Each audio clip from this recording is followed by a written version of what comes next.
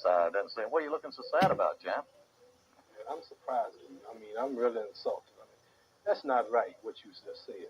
What do you mean, what I just said? I mean, I'm getting a drink of water. I'm late getting home, but you talk. I said something about the greatest heavyweight champ, man. I'm a hometown man, and you talk about Joe Louis, man. Joe Louis wouldn't be nothing for me. Joe, I tell you, Joe, do you think you would have stood a chance with me? Well, Clay, one time during my career, I went on a Bomber of the Month tour. Bomber of the Month? I would have been a bomb compared to you. Well, you've been on the tour.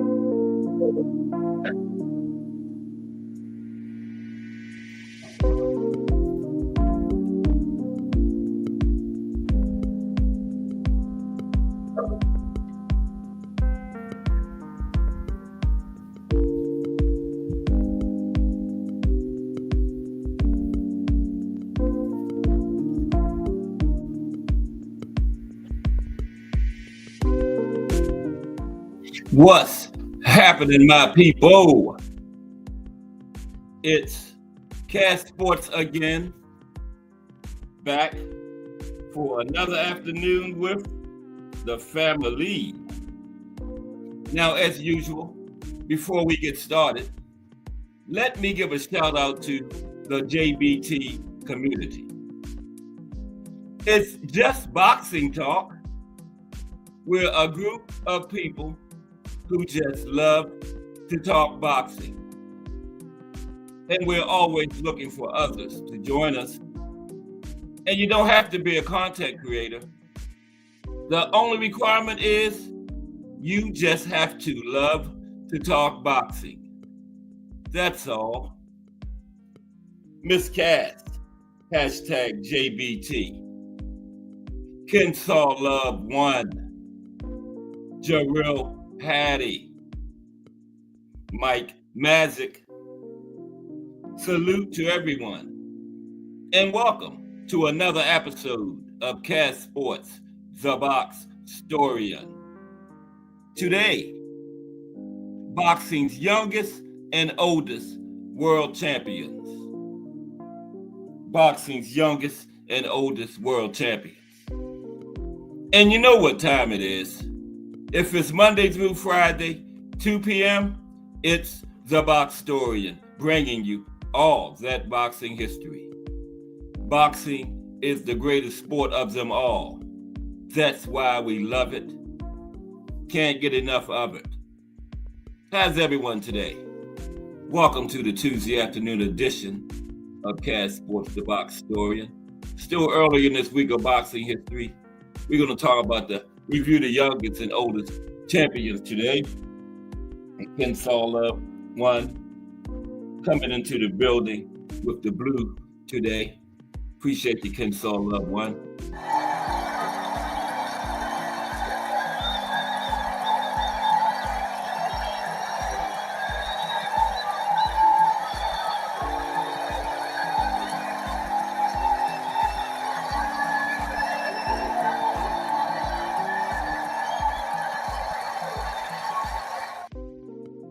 Salute to Kensaw Love One and Jarrell Hattie and Mike Masick in the building so far. Appreciate them 1,000,000%. They always in the building.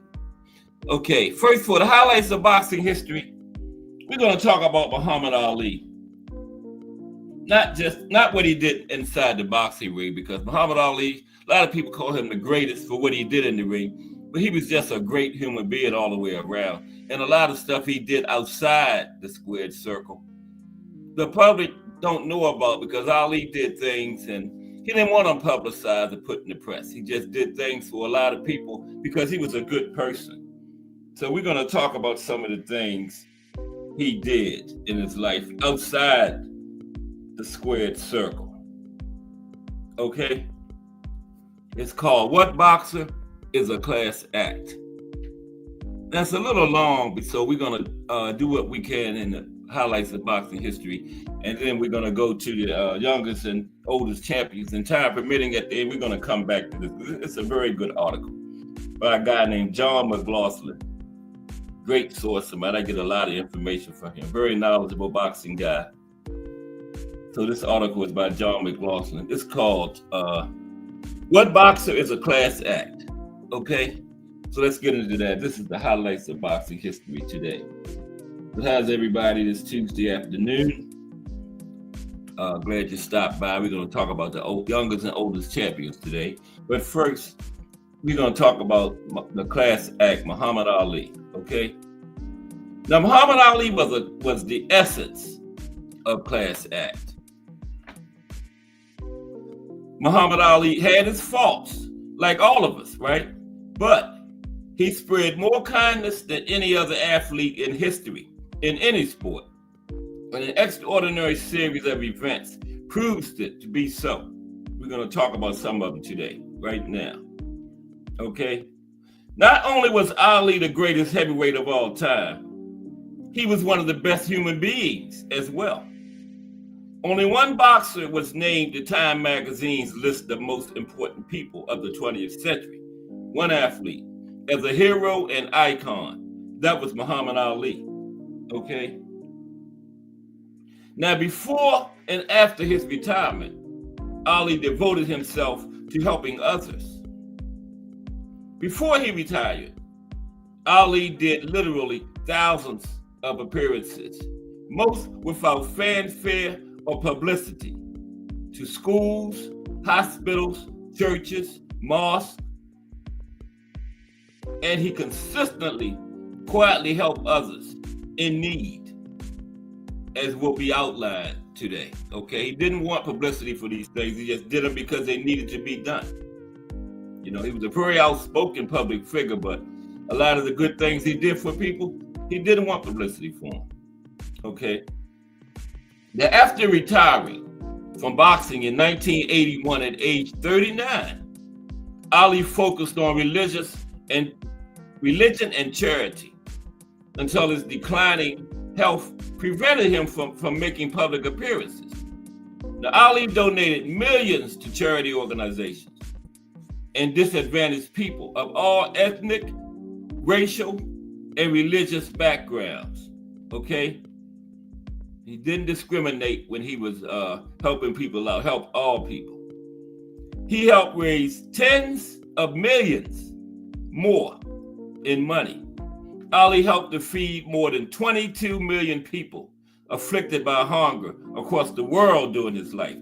22 million. Okay, more than 22 million people afflicted with hunger. And he never asked for nor wanted praise for these efforts, these things he did. Never asked for nor wanted praise. Crush the legend in the building. Salute Crush. we just give a little praise to Muhammad Ali, what he did outside the ring.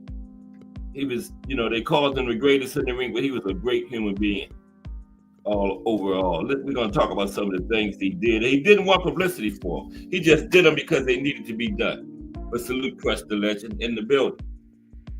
Okay? Now, among his many charitable efforts, Ali worked with the Michael J. Fox Foundation for Parkinson's disease to raise awareness and encourage donations for research. In 1987, the California Bicentennial Foundation for the United States Constitution selected Ali to personify the United States Constitution and Bill of Rights.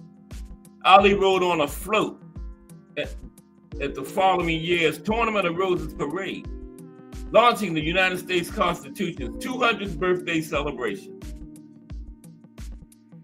In 2012, Ali was awarded the Philadelphia Liberty Medal in recognition of his lifelong efforts in activism, philanthropy, and humanitarianism. Okay? Ali's personal character is best shown in 6 separate acts of random kindness out of the literally hundreds of thousands that he did. We're going to focus on 6 class acts that he did to show exactly who Muhammad Ali was, okay? These acts define who Ali really is, not the person you see on TV, but the real man behind the cameras and the headlines, the real Ali. And the person he really was might surprise you, okay? Now, the act of kindness least known was Ali saving a Jewish old age home from closing. And every resident whose home he saved was Caucasian. Everybody lived in the home, okay, was Caucasian. Okay? Jerry Eisenberg, a sports writer who covered Ali his entire career, relates a story that really appeals to Ali as a human being. Okay, check this out. Now, 3 nights before he fought Ernie Shavers in the Madison Square Garden, Ali was watching TV. He was watching the news in his hotel room, right, in New York, with his friend and business manager, Gene Kilroy. Now, they heard a story about a Jewish old age home in the Bronx, New York, right?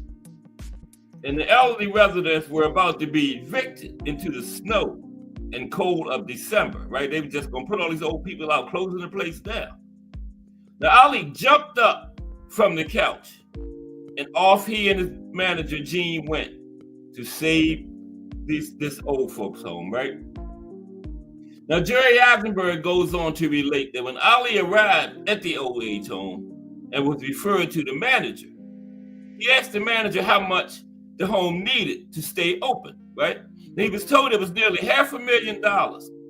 He immediately whipped out his checkbook, okay? Didn't he? No question, just whipped out his checkbook. And Eisenberg relates that Ali first sternly warned his manager, Gene Kilroy. He told his manager, don't tell nobody about this, right? He didn't want this in the paper. He didn't even want the press or the public to know about this. He sternly warned his manager, don't tell nobody about this. Ali then wrote out 2 checks. The first was for $300,000. The second was for $150,000. And his manager told the director as he looked at the checks, hold the second one for a week or so we can transfer the money into the account. And Ali literally took his purse from the Shavers fight and paid to keep an old age home open. That money he paid was literally his entire check from the fight he was up in New York to compete in, right? And then he insisted that no one talk about it or release any kind of information to the press about what he had just done, okay? Funk or Die is in the building. What's up, Funk or Die? And the legendary Thomas T. Hill in the building. Salute Funk or Die or Thomas Hill. We talking about Muhammad Ali, the greatest, what he did outside the ring, okay? He literally gave his entire check from the Shavers fight back in the 70s to save a old folks home from closing. Okay, and it was not one melanated person that lived there. They were all Caucasian. Okay, so as far as you hear this talk about Ali being racist, no, that proves it right there. Gave his whole check from the fight, and then insisted he didn't want anything in the press, or nobody better not tell nobody. He sternly warned his man, and you better not tell nobody about this, right? Okay, and for those who continue to try to paint Ali as a racist, every resident of the old folks' home was Caucasian, remember? Now, okay, I'm talking about 6 acts, focused on 6 acts that he did, okay? That proves who Ali was. The second one happened in 1966 as Ali returned from Germany. I told y'all about this about a couple months ago, but it's worth telling again. Okay, this was on September 10th, 1966. He was young then, right? He defended his title in Frankfurt, Germany against Karl Mildenberger. And this was the last fight before he got suspended. So keep in mind, he didn't know where his next check was coming from or anything when he did this. He was fighting the military, fighting the government to keep from being inducted into the armed forces when he did this act, right? He was in Germany, Fort Karl Mildenberger, as part of his European tour, right? Now he was tired and stressed by a return to the United States to continue his fight against the military draft. But he won the fight, right? 12th round TKO. Referee Teddy Walton stopped the fight. Now remember that referee's name, Teddy Walton. Now at the airport the next day, when everybody was coming home, because the referee, they fly them, and they're not usually from the country where the fight's at. So Ali, the referee, everybody was at the airport on the way back home after the fight. Now, at the airport the next day, the referee, Teddy Walton's fee of 1,000 pounds was stolen, right? Now, Walton, he was counting on this money to pay his mortgage and other bills. He was distraught about it. So Ali was at the airport too, remember, and he heard about it. So he sent some of his team and told him to bring the referee over there where their gate, where they was waiting for the plane at. And he gave, out of his own pocket, he gave the referee the entire amount that he was paid for the fight, okay, out of his own pocket. At a time when Ali didn't know when he was going to get his next check because he was about to be suspended, remember? And his license was about to be revoked, okay? And when the press heard of the incident, a reporter asked Ali, why did he do this? Ali just shrugged and said, man, don't make this a big story. He earned the money and he needed it.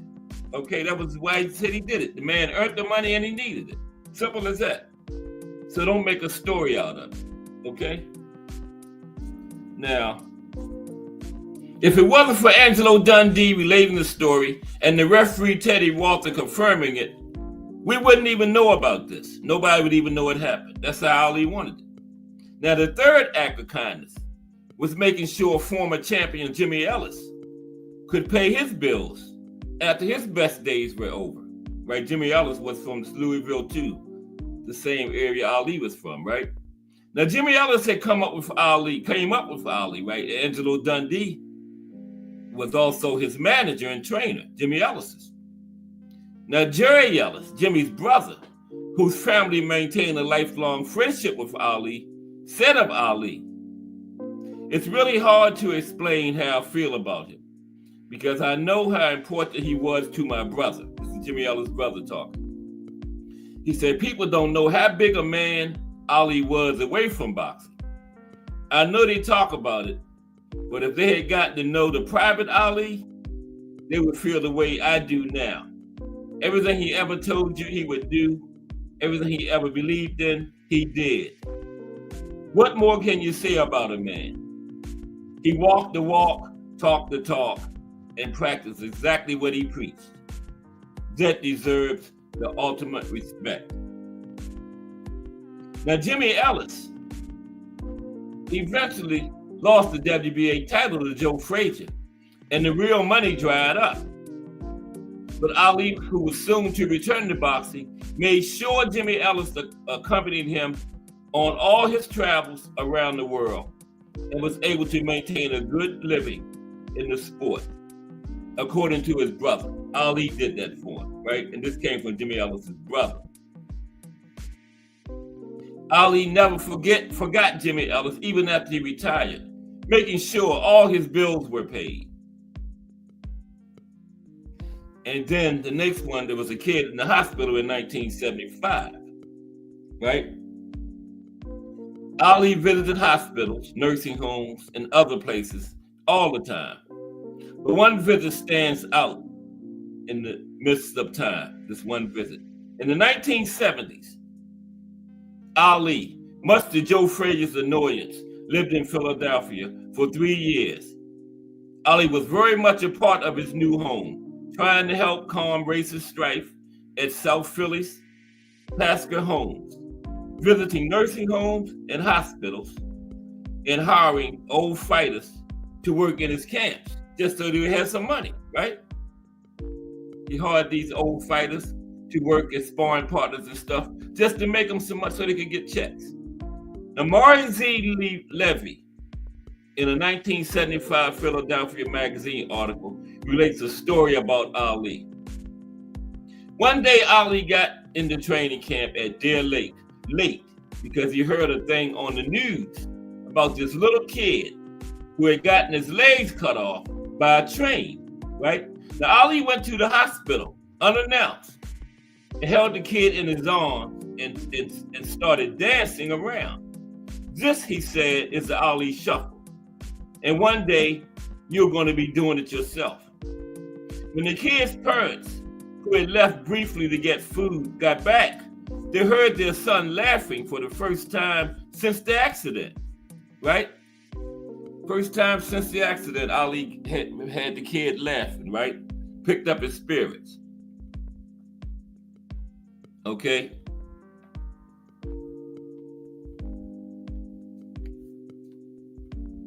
Then there was going out on a ledge, literally, to save someone else, and then asking the press not to make a story about it, but to credit first responders. The story of Muhammad Ali going out on a ledge, literally to stop a man from jumping to his death, is preserved forever by Los Angeles Times photographer Boris Yarrow. First time I heard about this was this morning. On Monday, January 19th, 1981, Yarrow was monitoring a police scanner in Los Angeles and heard a report of a suicidal jumper. His editor at the LA Times was not interested, but Yarrow drove over to Los Angeles Miracle Mile, where the man had been reported on a ledge, right? Despite his editor not being interested in the story. There Yarrow is the reporter, there Yarrow found a young black man in his jeans and a hoodie on an office building fire escape, 9 floors above the ground. And the young man's name was Joe, right? Had evidently been up there for hours. The police at the scene said he seemed to think he was in Vietnam with the Viet Cong coming at him. A crowd had gathered, of course, on the street below and was happily screaming to Joe to jump to his death, right? The crowd was down there screaming up at him, laughing and joking, jump, go ahead and jump, right? The police officers, a police psychologist, and a chaplain were stationed at a window close by, begging Joe to come back inside. But Joe shouted as he moved to the edge and hung out when it appeared someone was going to intervene, right? I'm no good. I'm going to jump. Then in a twist of fate, Muhammad Ali's best friend, Howard Bingham, was there that day in the crowd, right down on the ground. He called Ali, who at that time was living in LA, not far from the place where this guy was going to jump at, right? About 4 minutes later, Ali came roaring up the wrong side of the street in his Rolls Royce with his emergency lights blinking. Yeah, Ali came up there like on the wrong side, like an ambulance or something. 4 minutes later, he got there, right? Now, the reporter watched in amazement as Ali talked briefly with the police. Then he saw the former champion run into the building. Yarrow's pictures recorded the rest of the incident for history. Ali in a dark suit and tie is seen leaning out of a nearby window, trying to see the young man, right? That was threatening to jump just a few feet away from him. Now, Joe is perched dangerously on the ledge, holding a pillar as he leans out over empty space. So he's standing on the edge, holding on to a pillar, leaning out over the space, 9 floors up, right? Now, by the Los Angeles Times account of this incident, Ali leaned out and shouted to Joe, saying, "You are my brother.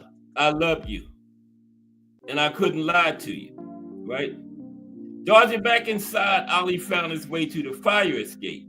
Came out, he got over to where Joe was put an arm around Joe, and led him back inside. And the two walked out of the building together. Got in Ali's car, and they just drove. After a stop at a police station, they went to a nearby VA hospital, okay? Ali deflected credit for saving a young man's life, saying the first responders were the heroes. Ali got there in 4 minutes. You know, he had a friend in the crowd below, called Ali, told him what was happening. He came there in 4 minutes, coming up the wrong side of the street, okay?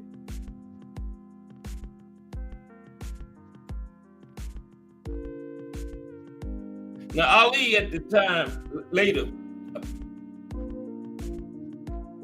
okay, yeah, he said, I gotta hit it myself, excuse me. He said the first responders were the real heroes, right? Then, this is the sixth incident. There was Ali's trip to Baghdad in 1990. Now, nothing sums up Ali's life and who he was than what he did in 1990, right? That year, Ali went to Baghdad as the first Gulf War was looming to try and free 15 American hostages being held by Saddam Hussein, right? Now, why did Ali go? The U.S. government refused to negotiate with Saddam Hussein, right? And as the hostages' family begged in the media for help, Ali said, somebody's got to go help these men. It don't look like anyone else or the government is interested, so I have to try myself. So off the ill and aging champion went. Ali was already suffering with Parkinson's real badly at the time, right? Okay, let me see if somebody came in real quick before we continue. Define Arnie One in the building. What's up, Define Arnie One? Yeah, we're going to finish this story. Then we're going to get started on the story. We're going to come back to this if we have time. Okay, this is about this guy, John McLaughlin. I get a lot of information from him. He's a very good boxing journalist, John McLaughlin. Okay, so the government wouldn't negotiate with Saddam Hussein, so Ali said somebody got to go. So he went to Baghdad. He was already suffering badly from Parkinson's at the time, and while he was in Baghdad, he ran out of his medication, right, and endured very real suffering. Now, he could have left and came back home and to his medicine and to the doctors and stuff. But as long as Saddam Hussein had them American hostages, Ali refused to leave, right? And he persevered until Saddam Hussein allowed him to leave and take all 15 American hostages home to their families, right? But Saddam Hussein did not want to give up the hostages, who he was using for human shields, literally being chained to the doors of factories and military bases to prevent the American military and their allies from bombing these places, right? He had these hostages as shields. And he declined to meet with Ali, thinking he would have to go home without the men to get his medications. But Ali would not leave. and his health grew worse. Now, other Arab countries, worried that something might happen to the world's most famous Muslim, Ali, increasingly pressured Saddam Hussein to give him something and get him to go home before something bad happened to Ali. Now, Saddam Hussein, to appease other Muslim countries, finally publicly met with Ali to give him a few of the hostages to satisfy the other Islamic countries and get Ali to go home before something happened to him. But before Saddam could announce it, Ali thanked him for agreeing, like a good Muslim, to release all those in his custody to Ali. And Saddam had never told Ali he was going to do that. Now Saddam, with the media taking down every word, with all the ambassadors of the Arab League and other Islamic states such as Pakistan and Indonesia beaming in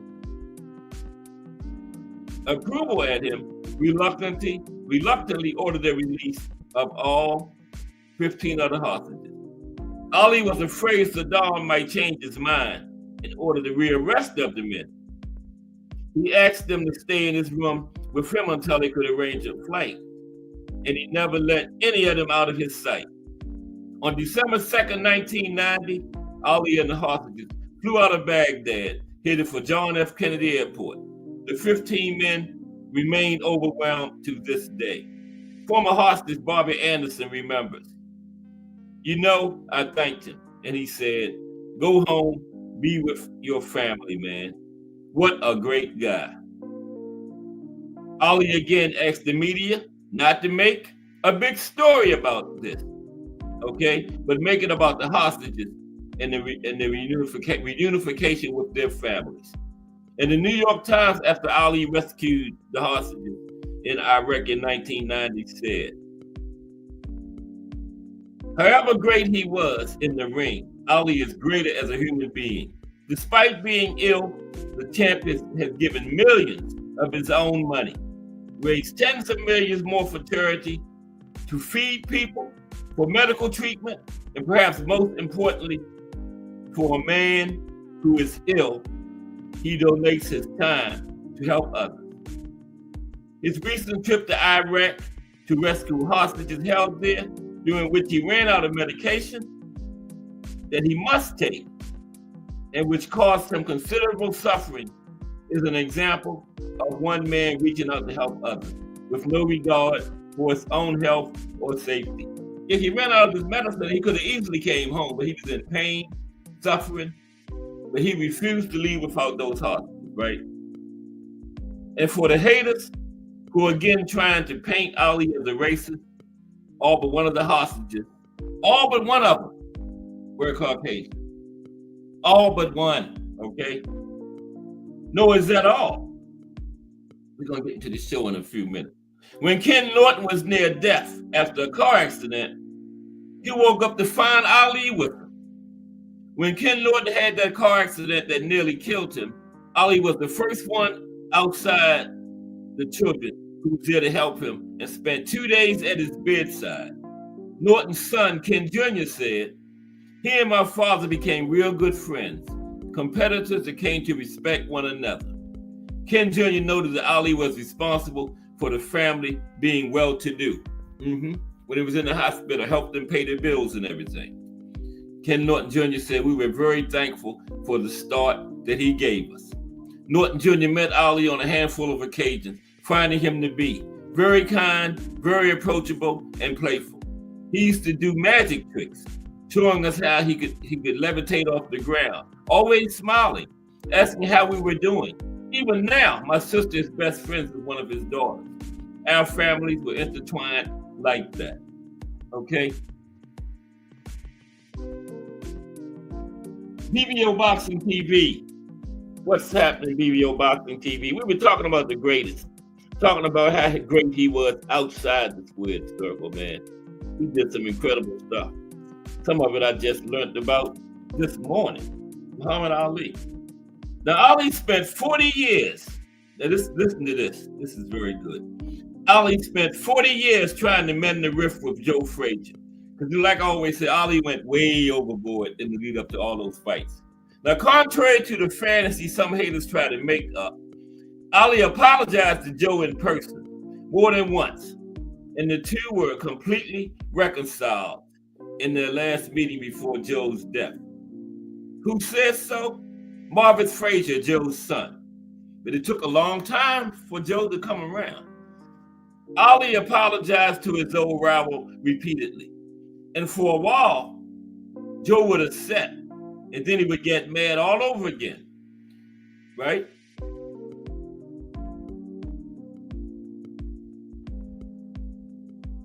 Because one time Joe got drunk and wanted to attack or cripple Ali at a Champion Forever event, only to be physically prevented from doing so by George Foreman and Larry Holmes. Yeah, Joe tried to jump on Ali at an event one time after they all were retired. And Big George and Larry Holmes had to hold him back, keep him off Ali. And Ali was sick with Parkinson's then. That's how much Joe Frazier didn't like Ali. Now, after the Thriller in Manila, Ali apologized to Marvis Frazier for any pain he had caused the Frazier family and told him he should be proud of his father. Ali said, "Tell your dad the things I said I really didn't mean." Marvis reported back to his father, and Joe said, "He should come to me, son.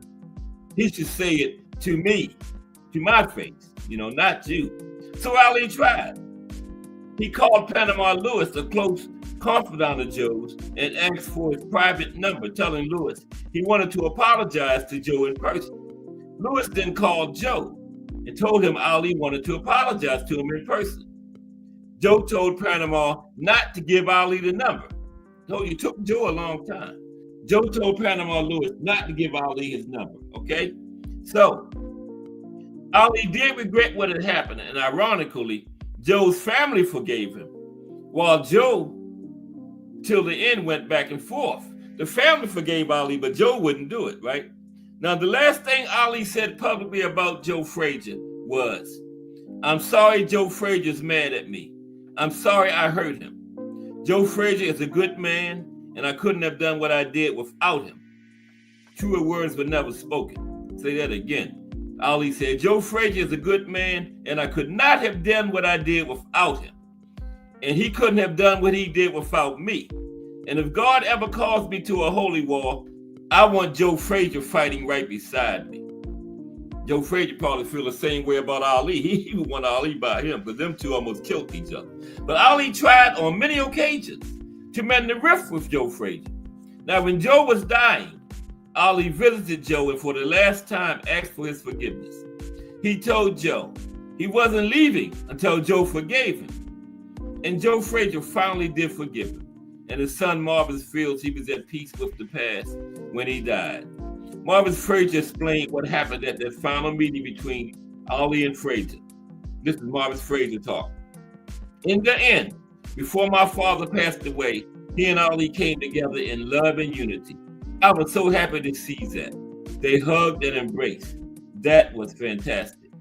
In September of 2015, after Joe Frazier was long gone from this world, the city of Philadelphia, thanks mostly to Larry Holmes and Bernard Hopkins, finally put up a long overdue statue of Joe Frazier in Philadelphia. And Ali's business manager, Gene Kilroy, went to the ceremony since Ali was too sick. Gene Kilroy and Marvis Frazier, Joe's oldest son, then went to Frazier's grave and laid a wreath inscribed with a message from Ali.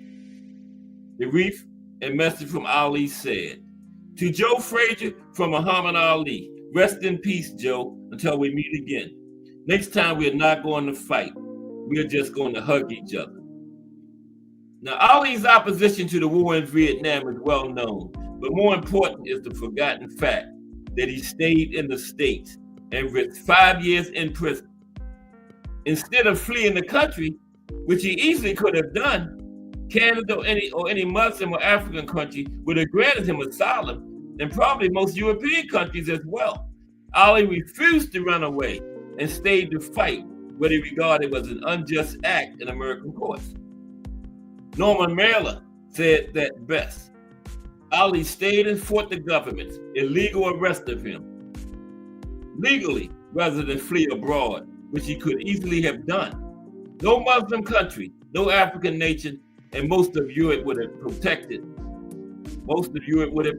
him. and he could have continued to fight. Ali, unlike the tens of thousands who fled abroad, stayed and fought in the courts and said he would accept the outcome, even if it was prison. His real relevance is summed up by a comment he made when asked why he stayed instead of leaving the country when it could result in prison time for him. Jerry Eisenberg asked Ali, "Are you planning to join the swelling ranks of war objectives in Canada?" Jerry said he knew the answer even before an outraged Ali jumped down off the table he had been standing on and roared, "I thought you knew me better than that. America is my home. Do you think I would let somebody chase me out of my home? Nobody's going to chase me out of my birthplace. If they say I have to go to jail, then I will go to jail. But I'm not going to run away, and you should know it." Let's see how much further we got to go. Okay, yeah, we're almost done.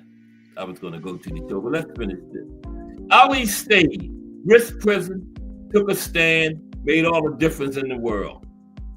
All those men ran to Canada, and a guy who could have gone anywhere and lived like a king did not run. Ali stayed and fought and was vindicated by the courts in a decision that revealed the venal deaths the government went to in order to silence dissent.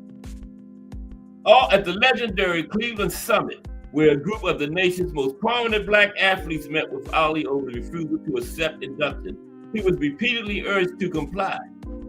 Bob Arum had organized it. Yeah, the Bob father himself organized it. Ali, Jim Brown, Kareem Abdul-Jabbar, a few others. Bill Russell. Bob Arum organized it and was blunt about what he had wanted. The meeting held in the offices of Jim Brown's Negro Industrial and Economic Union had only one purpose, according to Bob Arum: to convince Ali to take the deal because it opened up tremendous opportunities for black athletes. I wasn't setting it up for the athletes to rally around Ali. Instead, to Arum's considerable annoyance, the group convinced Ali was sincere, held a press conference, and announced their support for him, for the stand he was taking. In an article in Sports Illustrated written covering the meeting, Boston Celtic great Bill Russell said he envied Ali. Yeah, Bill Russell was there too. Bill Russell said, "Ali has something I have never been able to attain, and something very few people I know possess. He has an absolute and sincere faith. I'm not worried about Muhammad Ali. He is better equipped than anyone I know to withstand the trials in store for him. What I'm worried about is the rest of us." Ron Lyle said of his old opponent, Muhammad Ali, "Ali is a good dude, man, and a hell of a fighter." See, people got to understand, Ali was special. He laid it on the line, brother, and he stood up for what he believed in. You don't see too many athletes doing that because it's a certain risk you take when you do what Ali did. I don't think people truly understand that. Ali just consented to sport, and I don't ever think we could repay him for that. He risked it all, my man, and there's nothing but love and respect there. You feel me? There you have it. The great Muhammad Ali. Okay? Great man.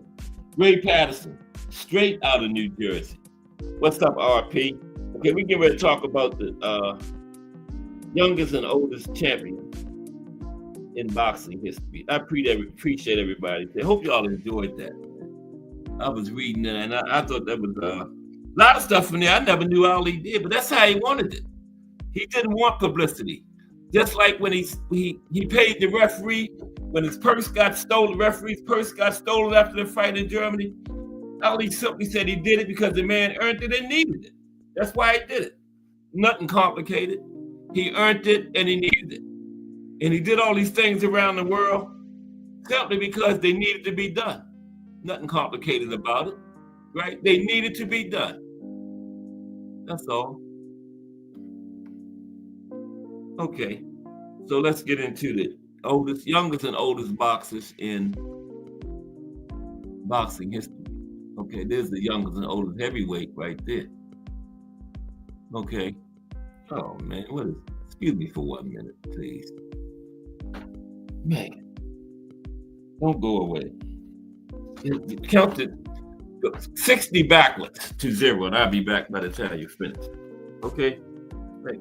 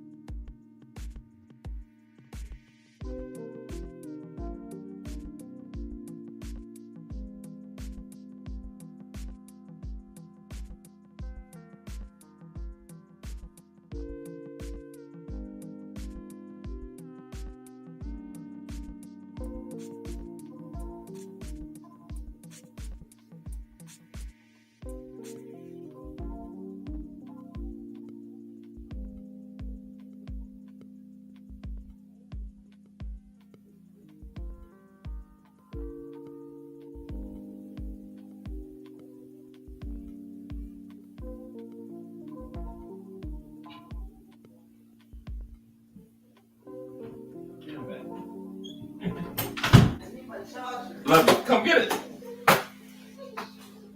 Okay, I'm back. I ain't gonna lie to y'all. I had to go pay my water bill. I'm sorry. Let's start the show. Oldest and youngest champions in boxing history. Okay. Now let's go with that. Okay. Now winning world titles at an advanced age is nothing new. Bob Fitzsimmons was the first 40-year-old to do so when he won the light heavyweight championship in 1903. That record stood until November 1994, when George Foreman claimed the heavyweight title at 45 years of age, right? Now, there were many people who felt that record would never be broken. But in May 2011, Bernard Hopkins broke Foreman's record by winning the light heavyweight title at 46 years old. And then, after losing the title, B-Hop broke his own record 2 times, winning titles at 48 and 49 years of age. Okay? Boxers are fighting into their late 30s and early 40s with regularity nowadays. Of the 10 oldest boxers to win a world championship, 7 have competed in the past 20 years, okay? This longevity is due to modern training methods and better dietary habits, right? Now, while age and experience certainly have their place in the fight game, youthful energy and raw talent have also been enough to produce world champions in boxing. Some fighters are naturally skilled and born to perform inside the ring. You know, they move with speed and explosiveness, often throwing caution to the wind, while relying on their natural physical gifts. And the more they progress in their careers, the better they become. Okay? This is definitely impressive for fighters so young to climb the ladder and reach the top in such a short time. So today, we're going to take a look at the youngsters and the old guys who seized the moment and etched their name in the annals of boxing history. As we discussed, the oldest and youngest boxers to win world championships in each weight division. Okay, we're going to go from heavyweight all the way to minimum weight, from heavyweight unlimited to minimum weight 105 pounds. Okay, all the way down to all 17 of them. I don't know about that Bridgerweight. Did they ever form that thing? I think Mauricio and the WBC was talking about that, but you know, all that's about more money. That's like 15 more champions, one more weight division, right? You got the regular, the super dupers, the continental red champion, then the continental blue champion, the European green champion, you know, so that's always about money. Because each one of those champions is all doing one thing. They giving part of their bag to that sanctioning body, right? That's what it's all about. But heavyweight, we're going to start with the oldest heavyweight champion ever. We just talked about him.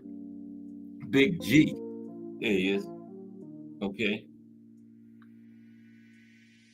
Oh, y'all the likes are looking good again today. Wow, wait. So before we get started, let's holler at the studio audience right quick. Say hi to the studio audience. Folks.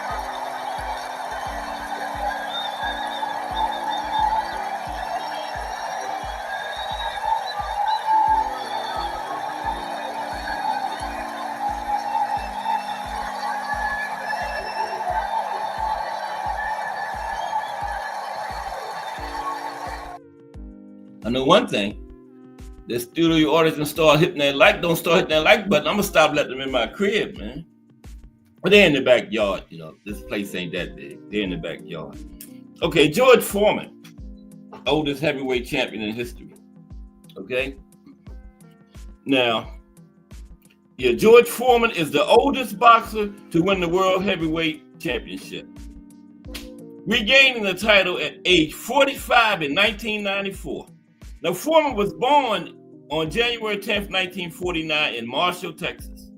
He had previously held the title from 1973 to 1974, and he retired for good in 1997 with a record of 76 wins and 5 losses. In November 1994, Foreman knocked out Michael Moorer in the 10th round with a right hand to win the IBF and WBC titles. Big George was behind on all 3 cards at the time of the knockout, right? And I told you he was 45 years old when he did that. B-Hop passed him for oldest in boxing, but George is still the oldest heavyweight, okay? And the youngest is Iron Mike Tyson. Youngest heavyweight champion ever, Iron Mike Tyson, okay? Now, Mike Tyson is the youngest boxer to ever win the World Heavyweight Championship, claiming the title at age 20 in 1986. Tyson was also the first heavyweight boxer to hold the WBA, WBC, and IBF titles simultaneously. He was the first 3-belt undisputed champion of heavyweight, Mike Tyson was. And he was the only one to ever unify them in succession. Now, Tyson's professional boxing career record is 50 wins, 44 by knockout, and 6 losses. Reaching for the calculator. That's a knockout ratio of 88%. You know Iron Mike was going to be up to 88%. And he had 2 no contests, right? So on November 20th, 1986, Iron Mike stopped Trevor Berbick in the 2nd round by TKO to win the WBC Heavyweight Championship. At the time, Tyson was 20 years and 4 months old. Youngest heavyweight champion in history, Iron Mike Tyson, okay? So we go to light heavy. No. We go to cruiserweight next, cruiserweight. Oldest cruiserweight is Virgil Hill. I don't know what Virgil got on. I guess he's part Indian, right? Oldest cruiserweight, Virgil Hill. Now, Virgil Hill is the oldest boxer to win the World Cruiserweight Championship at 42 years old. Hill is a 2-division world champion, having held the WBA and the IBF light heavyweight titles also, and the WBA cruiserweight title. Hill also won a silver medal at the 1984 Summer Olympics in Los Angeles. On January 27, 2006, a little over a week after his 42nd birthday, Hill beat previously unbeaten Russian Valery Brudov by a unanimous 12-round decision to win the WBA cruiserweight title. That's when he became the oldest at 42 years old. Hill finished his career with a record of 51 wins, 7 losses, 21 by the knockout route, okay? So where are we, cruiserweight? Yeah, right? Yeah, cruiserweight.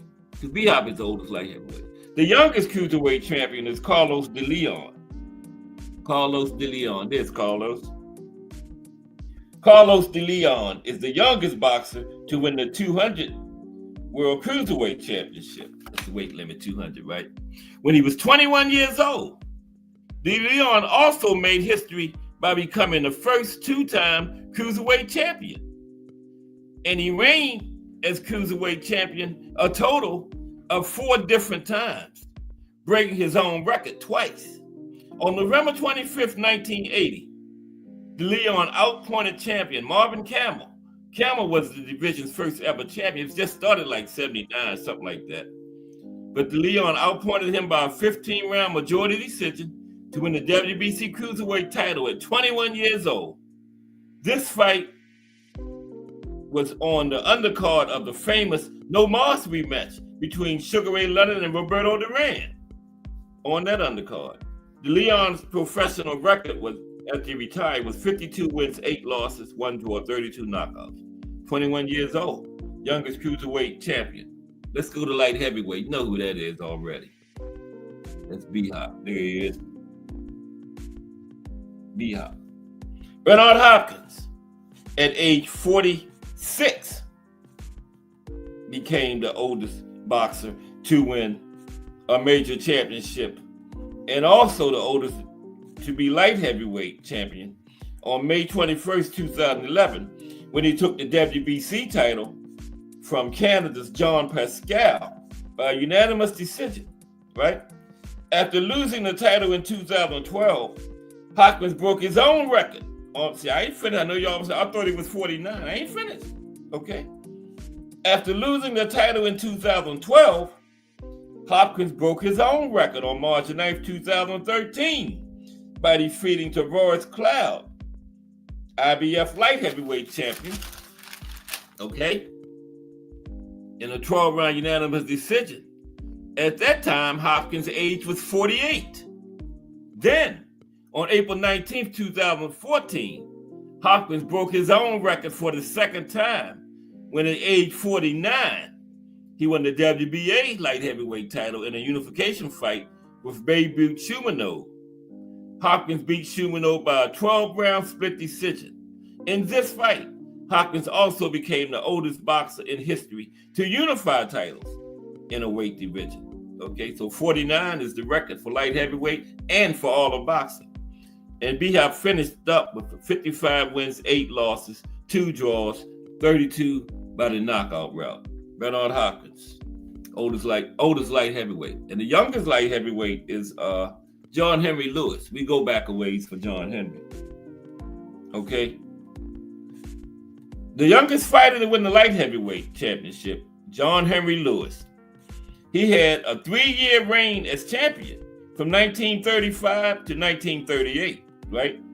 Lewis fought 117 professional fights in just an 8-year career, right? 1931 to 1939. He went blind. That's what ended his career. He took his license, right? Which is an average of 14 fights per year. Incredible. On October 31st, 1935, Lewis defeated Bob Olin by a 15-round unanimous decision to become the world light heavyweight champion. He was 21 years old. In the final fight of his career, Lewis challenged heavyweight champion Joe Louis, who he was close friends with. And at the time, he was almost blind in one eye. And the story goes that Joe Louis gave his good friend John Henry Lewis the title shot so he could have a big payday before the boxing commissions took his license away due to his eye issues. And the result of the fight was a first-round knockout by Joe Louis. So Joe stopped in the first round so he couldn't do too much damage. Got him one more payday, stopped him in the first round so he wouldn't do too much damage to him. What a friend. John Henry Lewis finished his career with a record of 101 wins, 11 losses, 5 draws, 58 knockouts. He did all that in 8 years, fought 14 times a year. It take a fighter like 5 years to fight 14 times nowadays. So anybody gonna try to compare these guys nowadays and say they better than them guys back then? It's just absolutely crazy. You know, this man fought 14 times a year, man. Like it take a fighter 5 years to fight 14 times nowadays. I rest my case. Okay. let's go to super middleweight, 168. The oldest is Thulani Sugar Boy Malinga. What a name for a boxer, Sugar Boy. Just drop the boys. Just Thulani Sugar Malinga would have sounded better. Sugar Boy. That's his nickname. Thulani Sugar Boy Malinga. Let me stop before I get in trouble on here. YouTube pull me up off here. Okay. WBC super middleweight title. He won the WBC super middleweight title twice after his 40th birthday, right? He's the third oldest fighter to win a world title behind legendary former champion George Foreman and Bernard Hopkins. He's the oldest fighter to win the super middleweight title. Thulani was born in South Africa on December 11th, 1955. Now, on March 2nd, 1996, at 40 years old, he won a rematch with Nigel Benn by a 12-round split decision to capture the WBC super middleweight title. Then, after losing it later that year, he recaptured it on December 12th, 1997 by defeating Robin Reed, okay, by a 12-round unanimous decision to become the oldest boxer that's won the super middleweight championship. At that time, Malinga was 42 years old. He finished his career with a record of 44 wins, 13 losses, 19 knockouts. Now, the youngest at super middleweight is the Mexican monster himself, David Benavidez. Yes, David Benavidez is the youngest super middleweight champion. There he is. And Benavidez is one of boxing's most exciting young fighters, right? Still one of boxing's exciting young fighters. He's the youngest world champion in super middleweight division history by defeating Ronald Gabriel in September of 2017, right? To win the WBC title at 20 years old, right? Currently, Benavidez is still undefeated, right? After 30 fights altogether, 30 altogether. And he has become one of the biggest stars in the sport with names like Anthony Dirrell, Caleb Plant, Demetrius Andrade, David Morrell on his resume. Okay, I believe, what is he now? 28? I believe he's 28 years old now. The future looks bright for Benavidez. Along with his 30 wins, I think 24 knockouts, the Mexican monster, right? Let me check real quick. I can't give y'all no bad information, man. I should have did this before the show. I know he got 30 fights, the Mexican monster. Before anybody can put it in the chat, I'll know. I type fast, okay? I type 15 words a minute. All right, that's fast for me. We trying to see what David Benavidez. I should have did this before the thing, but I'm sorry. I gotta know. I'm one of them people gotta know right that I can't wait no 2 hours to find out. Okay. David Benavidez box rec. That's all we got to do. Okay. Oh no, 30-0 with 24 knockouts. I said 28. I was thinking about Tank. Tank got about 28, but that's still not a bad rate. It's still over 80% knockout rate, right? Yeah, that's 80 on the dot. I should have known that. 80 going to 240. 80 times 3 is 24. 8 times 3 is 24, right? Yeah. 80 on the dot for the Mexican monster. Youngest at super middleweight at 20 years of age, okay?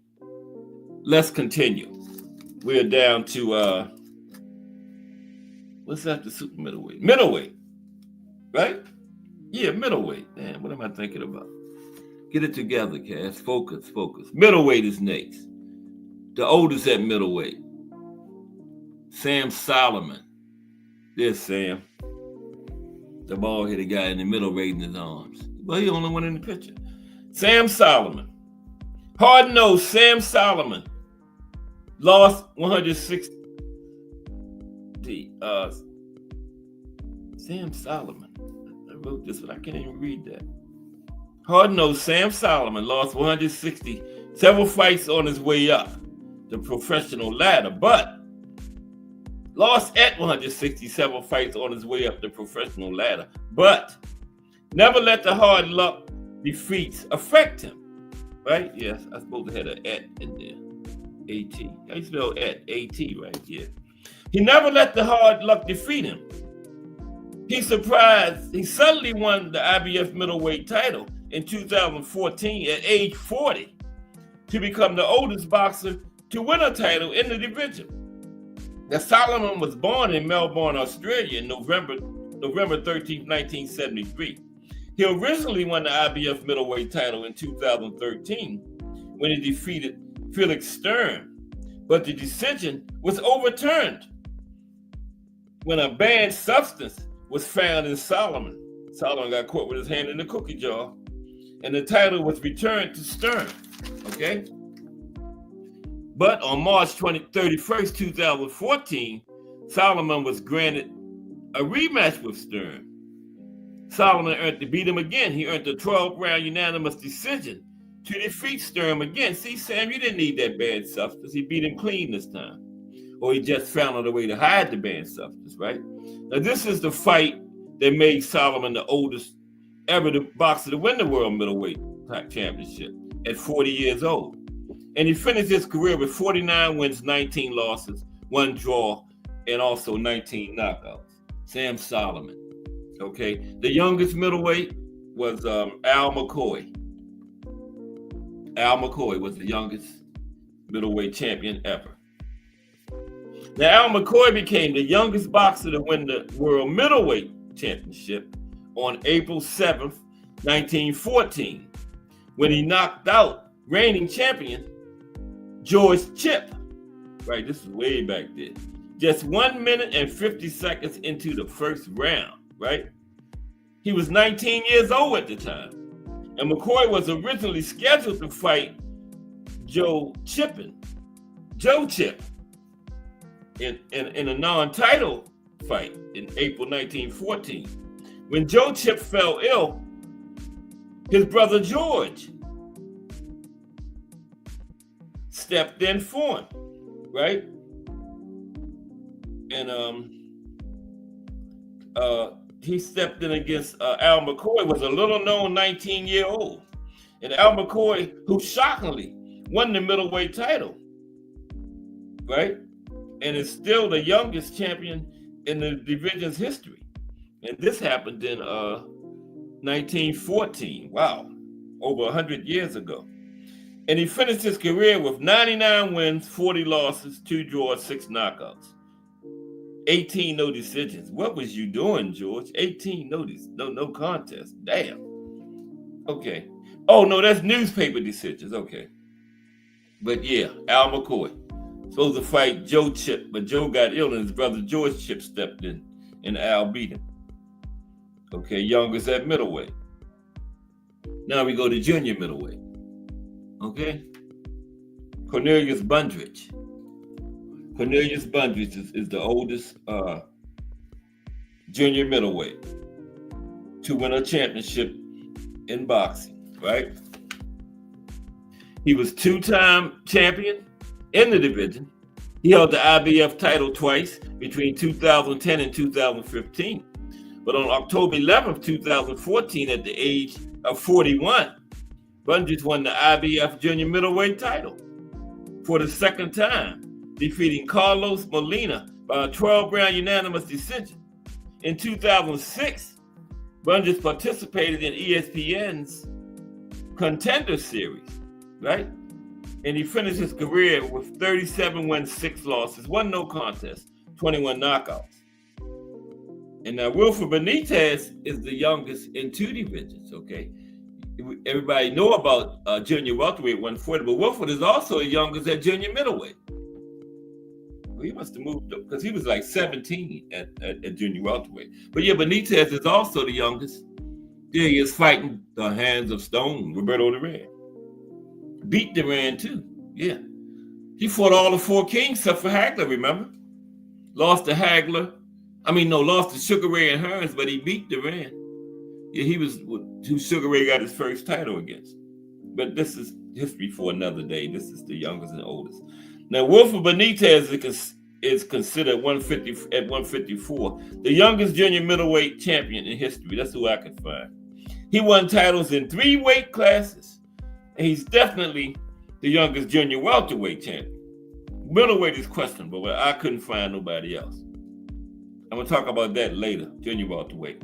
On May 23rd, 1981, at age 22, Benitez knocked out WBC junior middleweight champion Maurice Hope to become the division's youngest champion and also the youngest 3-time world champion. The knockout of Hope won co-knockout of the year. Yeah. We'll get his record when we get down to junior welterweight, okay? Let's go to welterweight.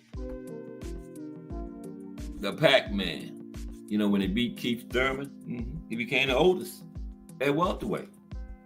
Manny Pacquiao is the oldest boxer to win a world champion in the welterweight division. If anybody finds somebody else, please put it in there, because I want to be correct, right? But this is what I found. So if anybody know of anybody younger or older than any of these people I list, please put it in the chat. I ain't gonna cry. You got to be correct. So, hey, put it in the chat. Is it in there? Put it in the chat. Is it in there? Pacquiao is boxing's most decorated champion, having won 12 titles in 8 weight classes. In July of 2019, Pacquiao won a 12-round split decision over then current champion Keith one-time Thurman. Now, Keith once upon a time Thurman. But he did get back in the ring. Was it last month? Yeah. Or was it this month? I think it was this month, wasn't it, when Keith was in there? Yeah. Now, Pacquiao was 40 years old at the time. With all his accomplishments in boxing, Pacquiao is a certain first ballot Hall of Famer. But like Crush the Legend pointed out this morning, not a Hall of Famer yet, but got the credentials to be one. Did he go in yet? I think Manny went in this last class. I'm not sure. But certain first ballot when his time comes, if it haven't came. But Pacquiao's professional record is 62 wins, 8 losses, 39 knockouts. Okay? I don't want Crush to curse me out tomorrow. He's going to be a Hall of Fame. Not one yet. Crush ain't in here, though. But he will be one. Because Crush will get on me. Crush don't discriminate. Crush get on everybody. Okay? But yeah, certain to be a first ballot when his time comes. All jokes aside, yeah, Manny, the Pac-Man. Okay, the youngest at 147 is Pepino Cuevas. Pepino Cuevas. There's Pepino. There's Roberto on one side and Hearns on the other. Pepino lost to both of them. Hearns took his first title from Pepino. I saw Pepino and Roberto a few weeks ago. 4th round knockout by Roberto. Yeah. Okay. Let's talk about Pepino right quick. He's the oldest at welterweight. No, the youngest. Manny was the oldest. Pepino Cuevas turned professional at 14 years old, right? And became the youngest welterweight champion in the history, not 14 of the division. 5 years after he made his professional debut, and a few months before his 19th birthday, he defeated Angel Esparza by a 2nd round TKO to win the WBA World Welterweight Championship. Cuevas finished his career with a record of 35 wins, 15 losses, and 31 knockouts. I know y'all were saying 14. No, it was 5 years later. He started at 14 professionally, but he didn't get his title until 5 years later. But he was still only 19, right? Let's go to junior welterweight. Okay. Hope everybody enjoying the show. Oh, yeah. Junior welterweight. I hope I didn't get them out of order. Edward Troyanovsky, Eastern European. Yeah, that's Edward on the left. Edward on the left. Yeah, that's right. Edward Troyanovsky became the oldest boxer to win the junior welterweight championship in 2015 by stopping Cesar Cuenca in the 6th round. Troyanovsky was 36 years old at the time. Yeah, that's the oldest I could find. He went on to make 2 successful title defenses before losing the title in 2016, by suffering his first career loss.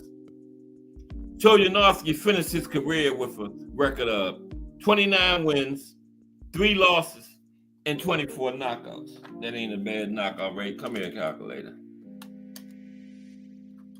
Troyanovsky, oh, come on. Troyanovsky has a knockout ratio of 82%, 82.7. So, you get over 80, that's good. And y'all know who the youngest at junior middleweight. This is the youngest also in all of boxing here. Told y'all I used the same picture. There he is on the right, fighting Roberto again.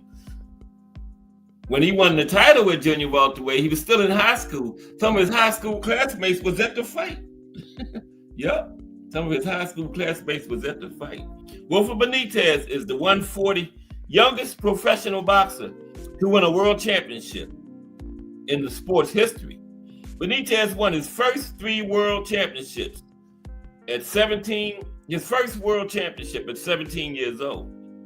On March 1976, with his high school classmates in attendance, Benitez faced WBA junior welterweight champion Antonio Cervantes. That was a bad boy there too, Antonio Cervantes, who was 13 years older than the challenger at 30. The result was a 15-round split decision in Benitez's favor, right? The win made him the youngest world champion in the history of the junior welterweight division and all of boxing, which still stands to this day. He finished his career with a record of 53 wins, 8 losses, 1 draw, and 31 knockouts. Wilfred Benitez. So now we go to lightweight, right? Lightweight. And the oldest at lightweight is JMM, Juan Manuel. Juan Manuel Marquez is the oldest champion in the history of the lightweight division. Marquez had a brilliant 21-year career from 1993 to 2014, having had titles in 3 different weight classes. Marquez finished his career with a record of 56 wins, 7 losses, 1 draw, and 40 knockouts. All his other accolades, he's the youngest ever to win the oldest ever to win the lightweight title, right? Yeah, oldest champion. Okay, so let's look at the youngest at lightweight. Who was that? Guess who it was? Y'all ain't gonna believe it. There he is. Y'all recognize him? Devin the Dream was the youngest at lightweight. I didn't know that. Well, I did this show before I knew it, but I had forgot. Okay, I forgot. I said, how you didn't know, Cash? You did the same show last year. I had forgot. Can I forget? I'm 65 years old. I'm a young 65, though. I'm a young 65, right? Yeah. Devin Haney, though, youngest at lightweight. Okay. Anybody come in? No.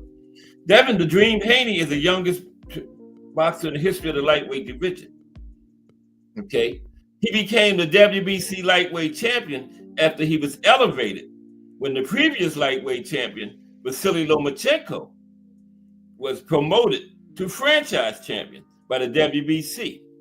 That move made Devin Haney the youngest world champion in the history of the lightweight division at 20 years of age, right?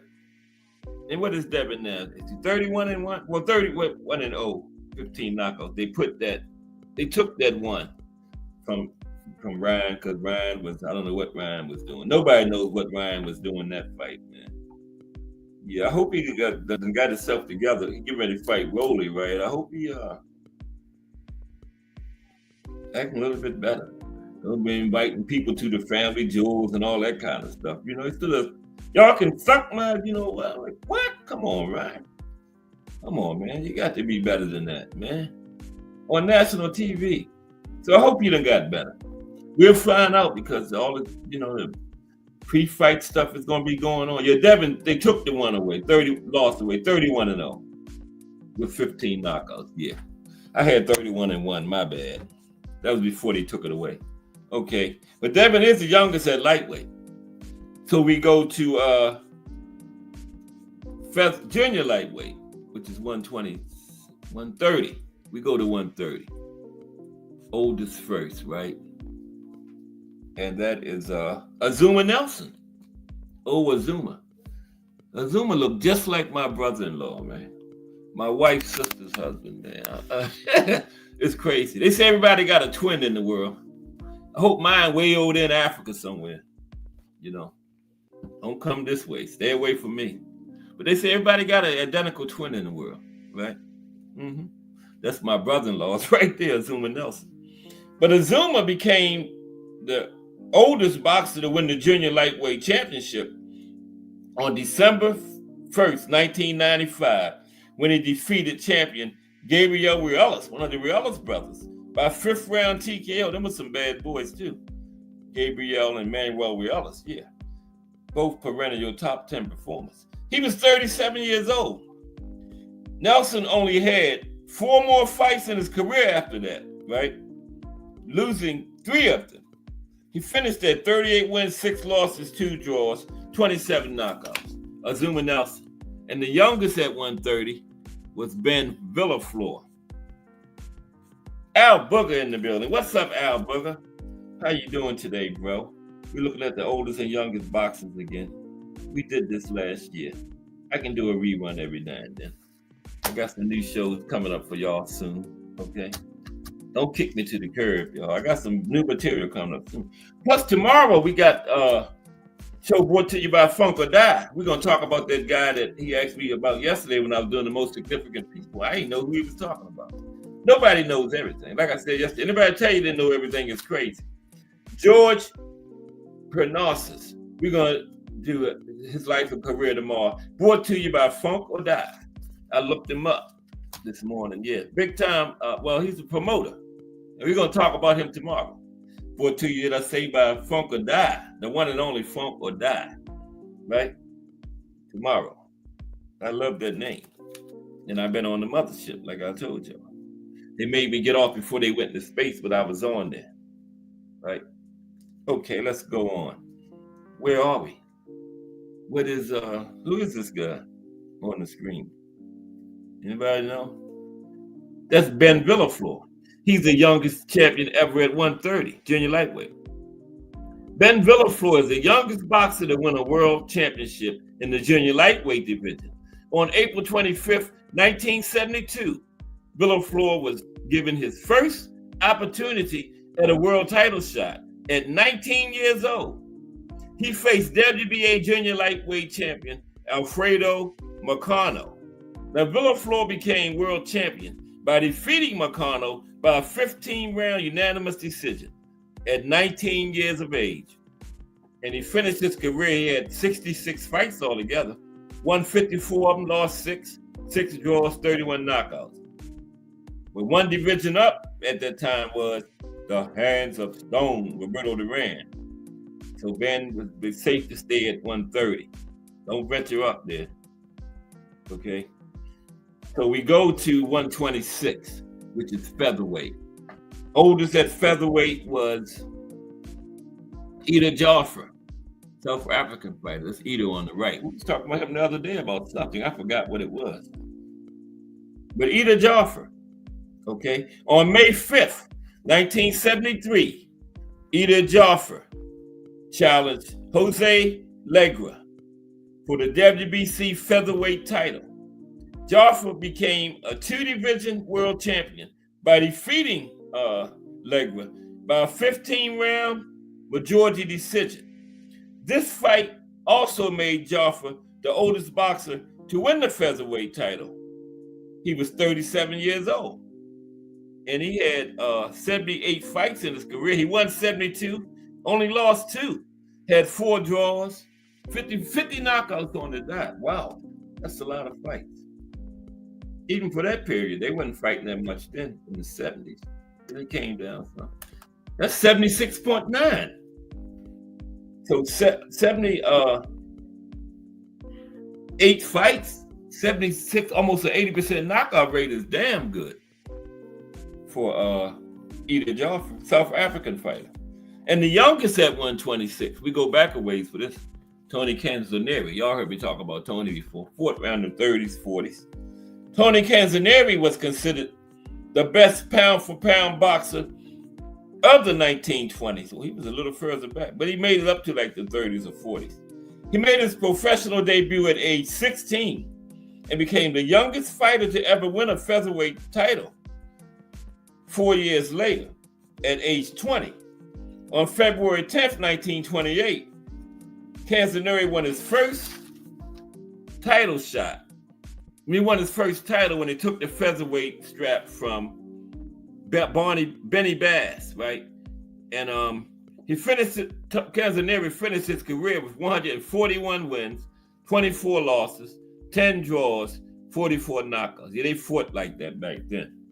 Some guys had over 200 fights. He had 175. 175.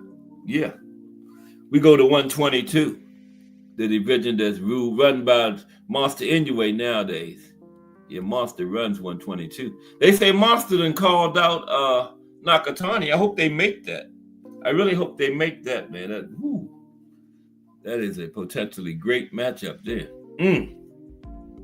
But at 122, the oldest is Daniel Zaragoza.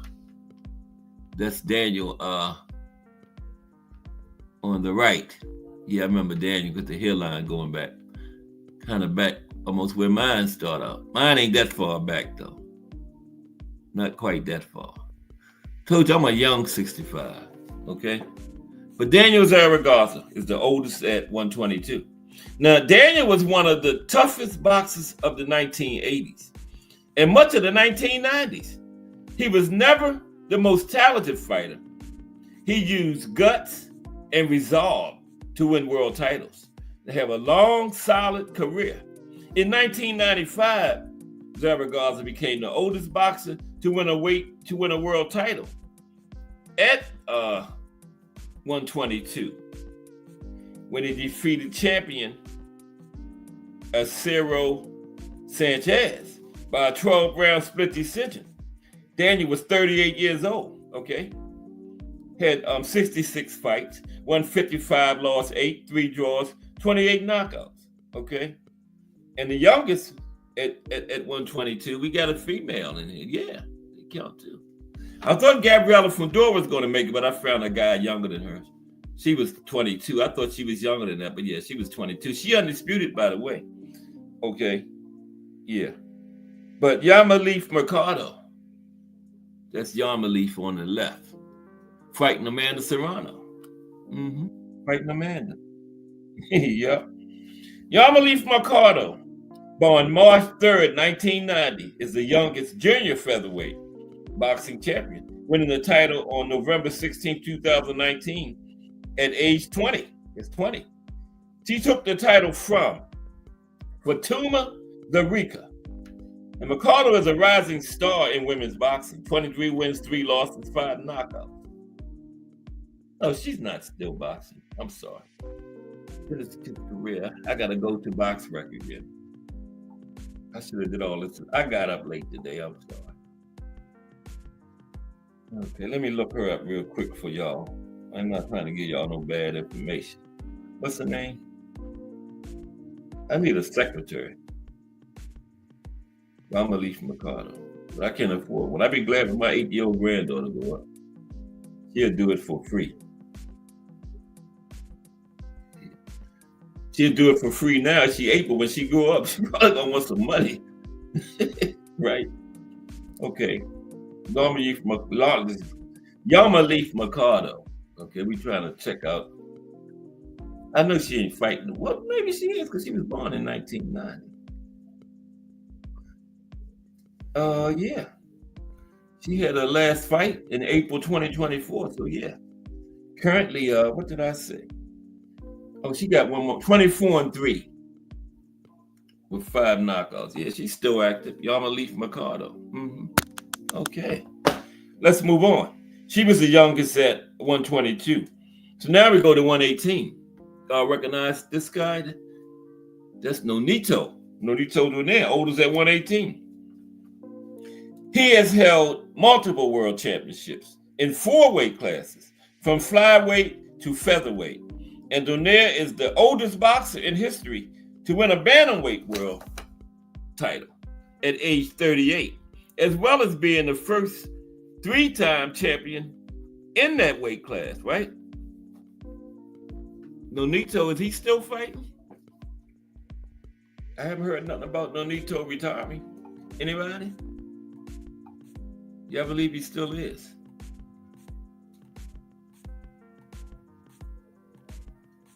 Nonito today. Box Rec, not Box Tech. Bear with me.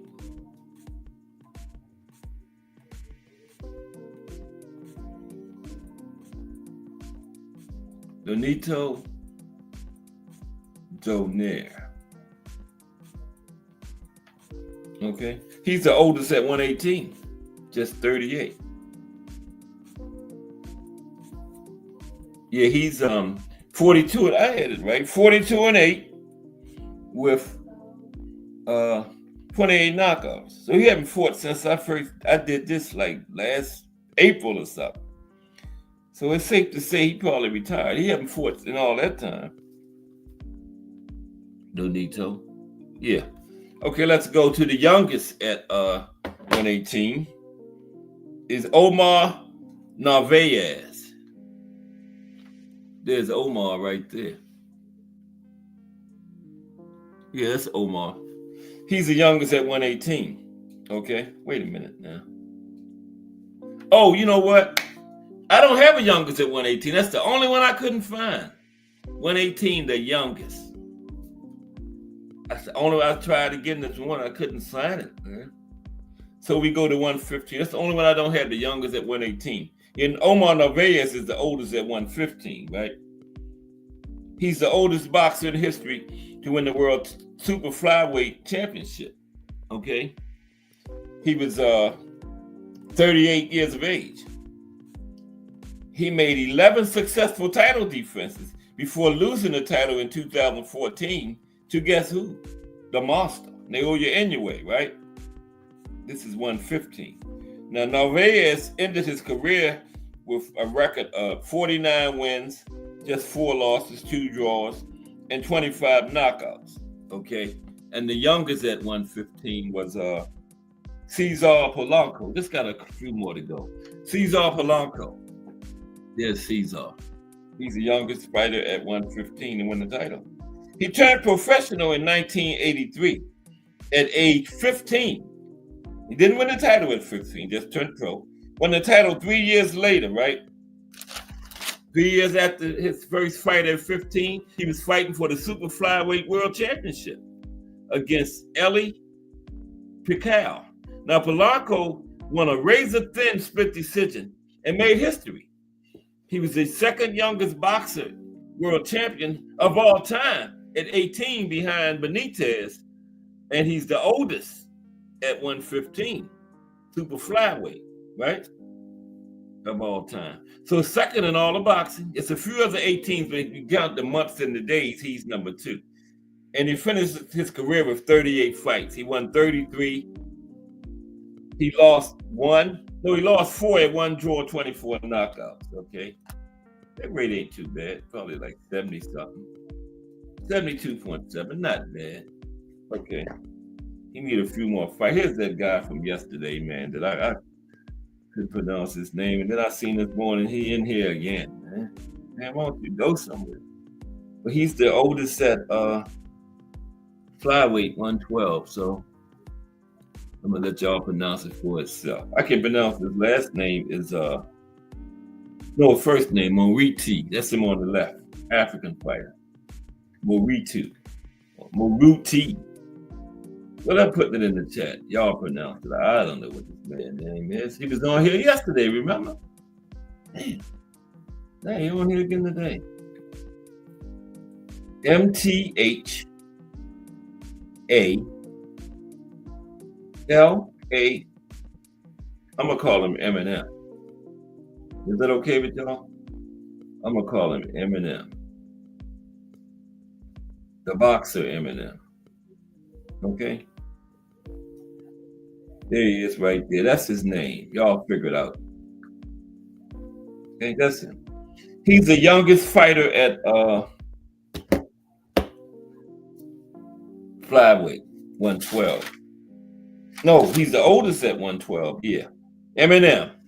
Eminem is a two-time IBF flyweight champion, having held the title between 2009 and 2021. Wow. Eminem became the oldest boxer to win the flyweight title, defeating Muhammad Wasim by a 12-round unanimous decision, right? 37 years old. Finished his career 40 wins, 3 losses, 26 knockouts. Eminem. Okay? Yeah. A couple more to go. Okay. The youngest at 112 was, okay, here he is. The youngest at 112 was Victor Perez. That's Victor right there in the middle. Victor Perez, okay? Now, October 24th, 1931, just 6 days after his 20th birthday, Victor Perez knocked out Frankie Gennaro in the second round to capture the National Boxing Association World Featherweight Championship. Frankie was bad too. Y'all heard me talk about Frankie before. This was back there when WBA was still the NBA. Boxing wasn't international then. This victory made Perez the youngest boxer in history to win the flyweight title. When he was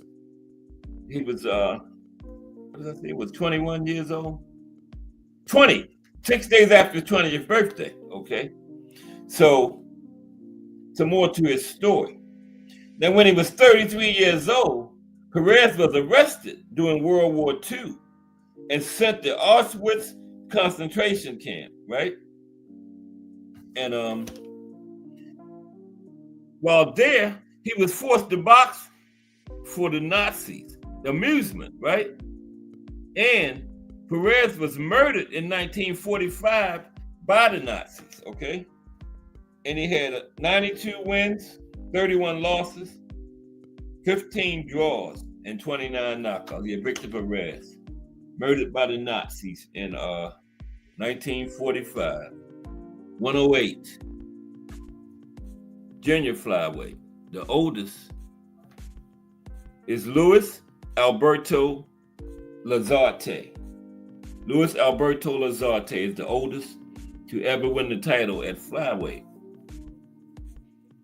He defeated Carlos Tamara on May 20th, 2010 to win the IBF Junior Flyweight World Championship.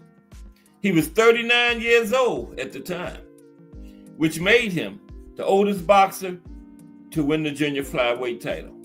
He finished his professional career with a record of 62 wins, 2 losses, and 2 draws, 66 fights, 67, won no contest, and 18 knockouts. It's safe to say he wasn't a knockout puncher. 62 wins, just 18 knockouts. We do the good knockout rates. Let's do a bad 62 wins, 18 knockouts for a rate of 29%. 29% knockout rate. Okay? For Luis Alberto Lazarte. And the youngest at 108, Netranol Saur Varasing. Okay. One moment, please.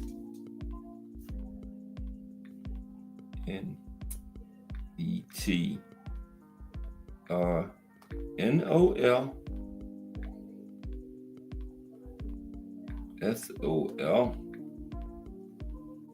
Oh, wow.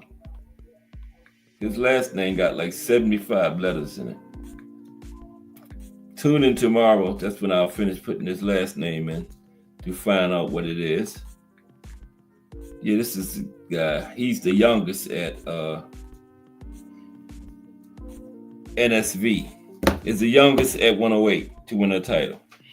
NSV is the youngest boxer to win the light flyweight title, 108. He made his professional debut at the age of 15 in 1975, and 3 years later at 18, on May 6, 1978, he won a decision over Freddie Castillo to win the WBC Junior Flyweight World Championship. He was 18 years old at the time, made him the youngest. 29 wins, 7 losses, 2 draws, 15 by the knockout route. NSV, there's his name in there. I know y'all can't pronounce it. Okay, 105, 2 more. The oldest at 105 to win a title, Muhammad Rahman. What is he related to? Asim Rahman. Oh no. Muhammad Rahman. Same color. He's Indonesian. No relation to Asim. A former Indonesian world champion boxer. You know, he's a veteran of over 20 years in the sport.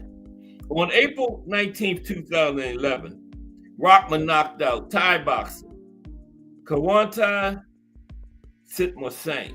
The man's name, nothing like that, but that's who he knocked out. In the 9th round to win the WBA World Strawweight Championship 105.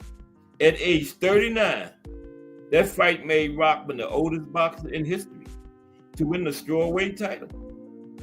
Finished his career with 65 knockouts, 13 wins, 5 draws. 65 wins, 13 losses, 5 draws, and 35 knockouts for Rahman, okay? And the youngest at 105. Oh boy, I know this is another one of those names, man. Youngest at 105 is, it's not that bad. Ratanapol Saw Vorapin. That's not bad. Thai professional boxer. Ratanapol Saw Vorapin came from extreme poverty. Now, when he discovered martial arts at a young age, it became a means of building a better life for him and his family. Now, he switched from Muay Thai to boxing, and he made his professional debut in 1990 at 16 years of age. Now, when he was 18 years old and 6 months, 18 years, 6 months, and 5 days, because there's some other 18 years old, so it come down to the month and the day. 18 years, 6 months, and 5 days old, he won the IBF Strawweight World Championship, taking a close split decision over Manny Melchor. That made him the youngest strongest strawweight champion in history, right? And he retired in 2009 with a career record of 59 wins, 8 losses, 1 draw, 48 knockouts. 59 wins, 48 knockouts. There you have it. The oldest and youngest champions in boxing history. Hope y'all enjoyed that. That's 81.3%. I figured it was. You know, the more fights you get, you know, the higher your rate comes up. You know what I'm saying? Yeah. So he had 81 point something. I forgot already. What was it? 81. Don't forget tomorrow's show is brought to you by Funk or Die. We're going to talk about 81.3%. We're going to talk about the guy Funk or Die asked me about yesterday when I was doing the most significant people. George Parnassus, right? Promoter. We're going to talk about George. Tomorrow's show is Wednesday. Show out of the chat. Brought to you by the one and only Funk or Die. Okay, Funk or Die, damn it. Yes. Tomorrow's show brought to you by him. Okay. And Thursday, boxing in the States is Tennessee. That's where Tommy Hearns was born. And so Tommy Hearns is one of those 2 state people. Like Joe Frazier was Philly and what was it? South Carolina, Georgia, Alabama. It was Joe Frazier, South Carolina and Philly. I knew it was somewhere down south. They ran him out of there.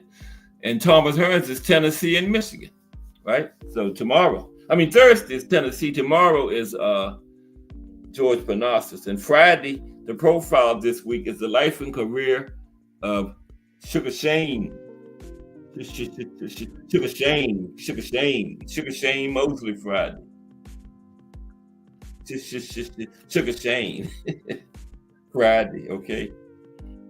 So we are still early in this big week of boxing history. Hope everybody enjoyed today's show. I really enjoyed that piece on Muhammad Ali. He was quite a person, man. In and outside the ring.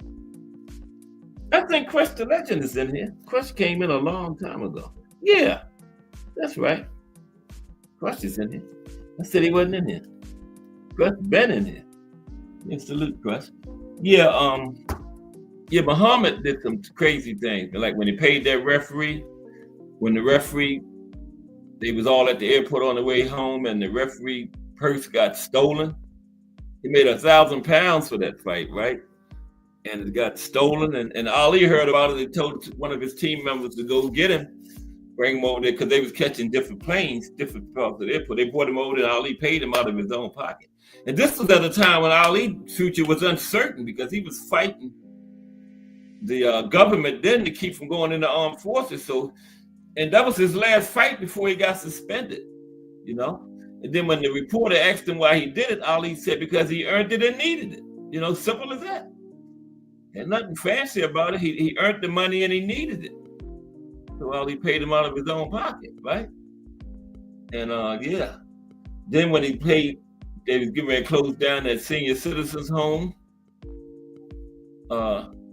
Ali went and paid $450 million. $450,000, almost $500,000, right? To keep it open. Didn't know nobody in there. Just because he saw it on the news one night, him and his business manager was watching the news.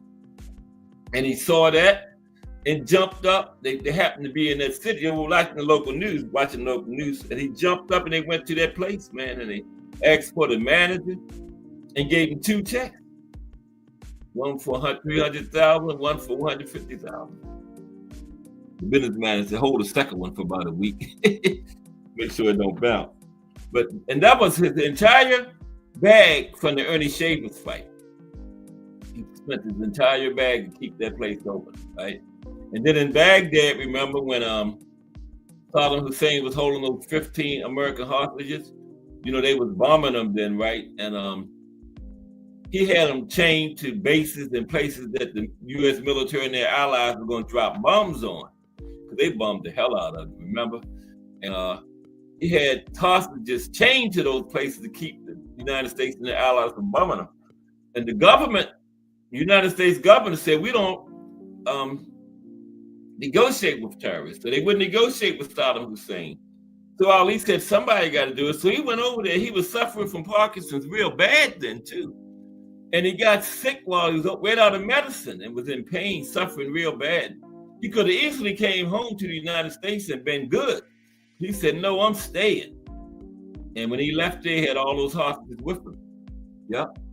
And Saddam Hussein had those other Muslim countries were putting pressure on Saddam Hussein. So he said he wouldn't even have a meeting with Ali. So he said he's gonna bring Ali to his office just to please those other Muslim countries and release a few of them. But Ali tricked him. Ali went there and told the media right in front of Saddam, in front of the cameras, that he'd agreed to release all of them. Saddam had to say nothing like that. So then Saddam went on and released all of them. Ali tricked him. And he left out of there with him. And he had them all in his hotel room until they left. He wouldn't let them out of his sight. In case Saddam changed his mind, Ali didn't let them out of his sight. And they brought them all home. Something the United States government wouldn't do, right? And then they finished bombing the hell out of Saddam. Yeah, but Ali was just something else, man. Talked the guy down off the ledge, remember? The guy was up 9 floors up. When the people that wasn't here, guy was I think it was in Philly. 9 floors up out on the ledge ready to jump. And Ali was in town for a fight or something. And one of Ali's associates was on the ground in the crowd looking up. Of course, a crowd gathered. They was telling the guy jump. And one of Ali's associates was in the crowd, so he called Ali. They said Ali got there in 4 minutes and went up there and talked the guy down. Yep. Got there in 4 minutes. So he was coming down the wrong side of the street with the emergency lights blinking on his Rolls Royce. Went up there and talked the guy down, man. Yeah, Ali did all that. Great man. Outside the squared circle. Yeah, I just thought that was a very good article, man. I hope y'all enjoyed it. I enjoy all these likes y'all gave me. If my studio audience will hit the like, that would be good.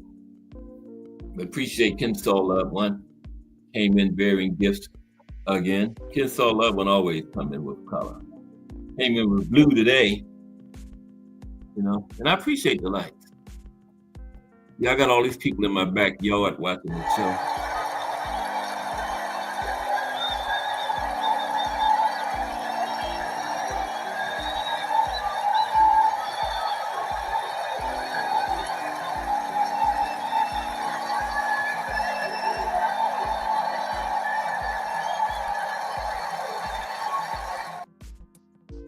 Okay, we are going to get ready to get out of here, but I appreciate everybody once again. Don't forget, tomorrow we are going to be talking about George Parnassus. And we are going to talk about, he was a promoter. I just learned about him yesterday. I didn't even know who he was. This show is brought to you by Funk or Die, because Funk or Die asked me yesterday. I was doing a show on the 50 of the most significant people in boxing, and Funk or Die asked me, did I heard of this? Did I do this? Mention this person? I said, no. Who is he? Funk or Die said he was a promoter, right? So back in the 70s. So I looked him up after the show, and we're gonna, because you know on Wednesday I like to take shows out of the chat, and we got one again. Brought to you by Funk or Die, George Parnassus. Oh, I just had Just Do Boxing. I was gonna tell y'all what's happening tomorrow. Okay. Oh man, how are you, Define Arnie? You've been busy down there in Puerto Rico work. I haven't seen you in a minute, but good to see you again. Okay, Just Do Boxing today. Coming up on Just Do Boxing today. Teofimo disrespectful, calls Haney soft, calls Shakur Bori, right? And Teofimo said, I do everything better than Terrence Crawford. Okay, coming up today on Just Do Boxing in 5 minutes. Okay, and don't forget, if you haven't hit my like on the way out, and hit Just Do Boxing's like on the way in. Okay, out and in, right? And I appreciate y'all, man. Al Booger, Ray Patterson, straight out of New Jersey. BVO Boxing TV from the Sports Talk Network. Define Arnie, one. The legendary Thomas Hill. Funk or Die, baby. Crush the Legend. Another member of the Sports Talk Network. Mike Mazik. Jarrell Hattie. The great Kensaw Love One. And Miss Cass, the executive director and the head honcho of Cass Sports. I just work here. Okay, I need a raise bad too, man. But anyway, I appreciate y'all though, and join me tomorrow for the George Parnassus profile. Okay, and we're gonna have another exciting show tomorrow, because if it's Monday through Friday at 2 p.m., it's The Boxtorian bringing you all that boxing history. Just Do Boxing is straight ahead. This is Cass Sports. Appreciate y'all 100 million%. Everybody have a great afternoon.